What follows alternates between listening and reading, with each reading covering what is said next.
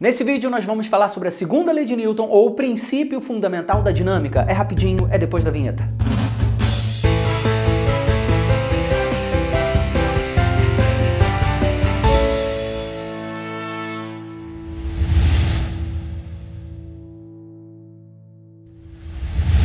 Muito bem-vindo ao canal Defina. Meu nome é João Ricardo Oliveira e se eu tivesse que escolher um ponto, um assunto, um tópico mais importante de todo o conteúdo de física do ensino médio, seria esse, a segunda lei de Newton, ou o princípio fundamental da dinâmica. No primeiro vídeo do canal, 3 dicas para aprender exatas definitivamente, eu já disse a você que força em grego é dyna, portanto, dinâmica, está embutido no próprio nome do assunto, é a parte da física que estuda a força e a consequência da força num corpo, que é o movimento. No vídeo anterior sobre a primeira lei de Newton, que é altamente aconselhável que você assista para poder entender esse aqui completamente, eu disse para você que na ausência de uma força resultante externa, um corpo tende a se manter em equilíbrio. E existem 2 casos que representam esse equilíbrio, existem 2 casos que representam essa inércia: repouso ou movimento retilíneo uniforme. Qual é a coincidência entre esses 2 estados? Em ambos, a velocidade do corpo se mantém constante,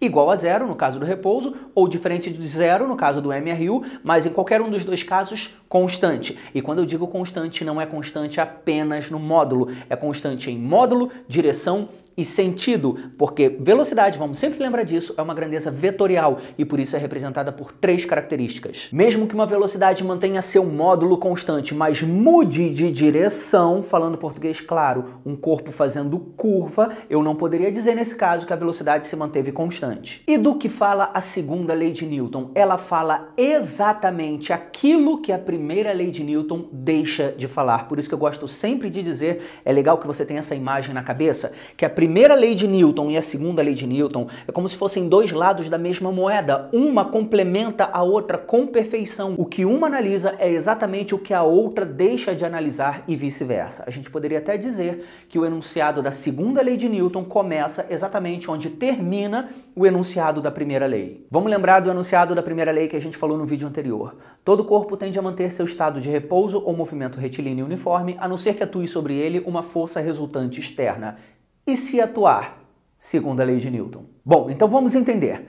Força resultante externa é o que tem o poder de acabar com a inércia, é o que tem o poder de acabar com o equilíbrio de um corpo. Se o corpo estava em repouso, vai deixar de estar em repouso. Se o corpo estava em MRU, vai deixar de estar em MRU. O que significa dizer que ele pode ficar mais rápido, ele pode ficar mais lento, ou ele pode ficar não mais rápido nem mais lento, mas ele pode fazer curva. Esse é o poder que uma força resultante externa tem sobre um corpo. Qual é a característica principal da inércia? O que existe em comum entre estar em repouso ou MRU? Não é ter velocidade constante? Se atua num corpo uma força resultante externa, quer dizer que ele sai da inércia. Se ele sai da inércia, isso quer dizer que a velocidade dele deixa de permanecer constante. E aí eu te pergunto, qual é a grandeza física que tem essa função? Mudar qualquer característica da velocidade. Não só o módulo, mas inclusive mudar a direção da velocidade.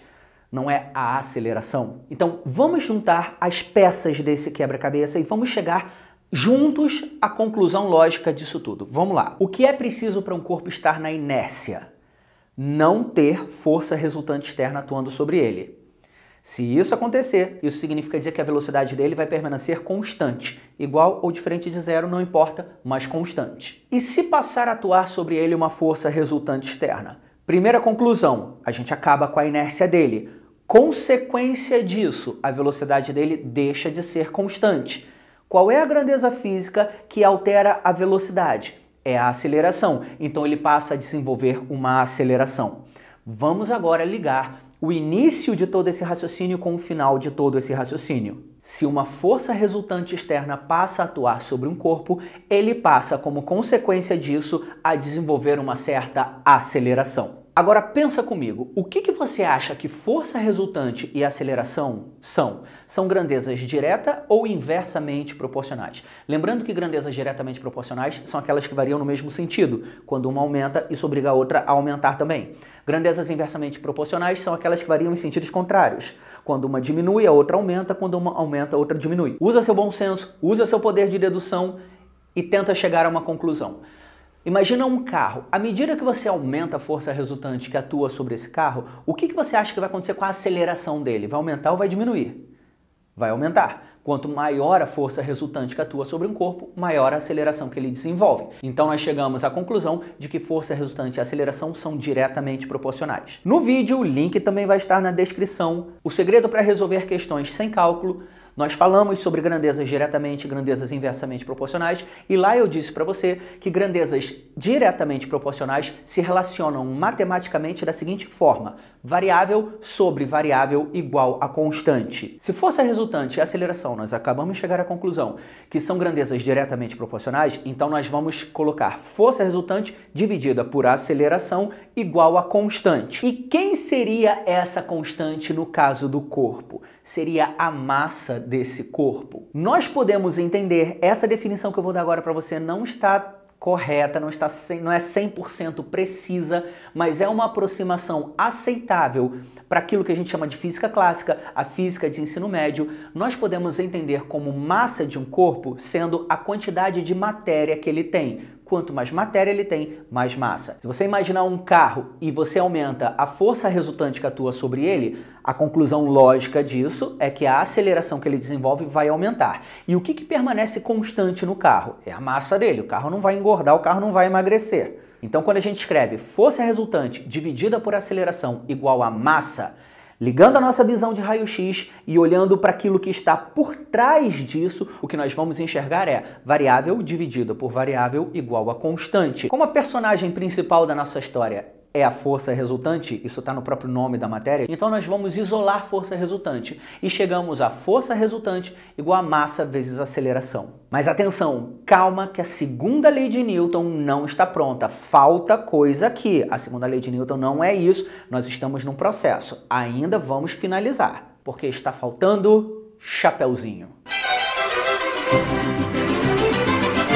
Presta atenção nessas três grandezas. Duas delas são grandezas vetoriais e uma delas é uma grandeza escalar. Lembra que grandeza vetorial é representada por três características, grandeza escalar por apenas uma. Força resultante e aceleração são grandezas vetoriais. Cada uma delas é definida por um módulo, por uma direção e por um sentido. Agora, massa é uma grandeza escalar. Liga sua visãozinha de raio-x, olhando para aquilo ali, e o que você vai ver é grandeza vetorial igual a grandeza escalar vezes grandeza vetorial. E para diferenciar uma grandeza vetorial de uma grandeza escalar nas fórmulas de física, nós usamos chapeuzinhos nas grandezas vetoriais. Então tá aí. Então esse chapeuzinho serve para indicar que aquela grandeza que usa o chapeuzinho é uma grandeza vetorial. O significado daquela fórmula é vetor igual a número vezes vetor. Em outras palavras, o vetor aceleração vezes o númerozinho, o escalar, massa, é igual ao vetor força resultante.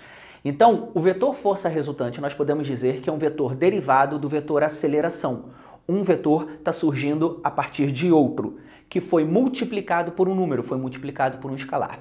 Sempre que isso acontece na física, e isso é muito comum na física, existem diversas fórmulas que têm essa mesma estrutura, existem diversas fórmulas na física que têm esse mesmo raciocínio por trás delas, não é só a segunda lei de Newton, a gente pode dizer que esses dois vetores são vetores múltiplos. Vamos falar um pouquinho a respeito de vetores múltiplos. Vamos lá. Imagina um vetor aqui na minha mão, apontado aqui para cima. Esse aqui é o sentido do vetor. Imagina que eu multiplique esse vetor pelo escalar 1, pelo número 1. O que eu vou obter?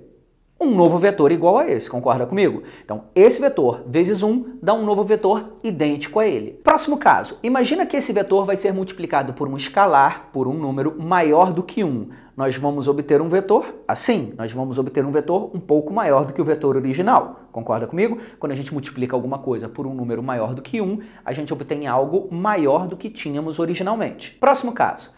Imagina esse vetor multiplicado por um escalar menor do que 1, só que maior do que 0. 0, alguma coisa, entre 0 e 1. Nós vamos obter um novo vetor assim. Tem outro vídeo também que eu falei sobre porcentagem, que eu falei muito sobre isso. Multiplicar um vetor por 0,8, por exemplo, seria a mesma coisa que querer 80% desse vetor. Então, o novo vetor que a gente vai obter vai ser menor do que o original. Próximo caso, imagina que a gente vai pegar esse vetor e multiplicar por um escalar por um número negativo, menos 1, por exemplo. O que nós vamos obter? Um novo vetor assim. Multiplicar um vetor por um escalar negativo faz com que a gente obtenha um novo vetor de sentido contrário. Nós vamos virar o sentido desse vetor. Raciocina comigo, em todos esses casos, qual foi a única característica do vetor que nós não conseguimos alterar quando multiplicamos ele por um escalar? A direção. É impossível você pegar um vetor, multiplicar por um escalar, por um número e obter um novo vetor assim. Então, quando dois vetores são múltiplos, eles certamente vão ter a mesma direção, eles vão manter a mesma direção. Dois vetores múltiplos vão sempre ter o mesmo sentido? Não. Se o escalar que você usou nessa operação for um escalar negativo, o novo vetor e o vetor antigo vão ter sentidos contrários. Então chegou o momento de tirarmos a primeira conclusão da segunda lei de Newton. A força resultante que atua num corpo e a aceleração que ele desenvolve sempre vão ter mesma direção, porque força resultante e aceleração são vetores múltiplos. Mas quem está desempenhando o papel de escalar no caso da segunda lei de Newton? Não é a massa? Será que existe algum corpo com massa negativa? Não. Então, como o escalar da segunda lei de Newton é massa e como massa nunca é negativa, então nós podemos tirar uma segunda conclusão a respeito da segunda lei de Newton. É a de que força resultante e aceleração sempre vão possuir mesmo sentido, porque a massa nunca vai poder ser negativa. Vamos falar português claro agora? O que essas duas conclusões significam de maneira mais básica, de maneira mais comum? Que para onde aponta a força resultante que atua num corpo, certamente também vai apontar a aceleração.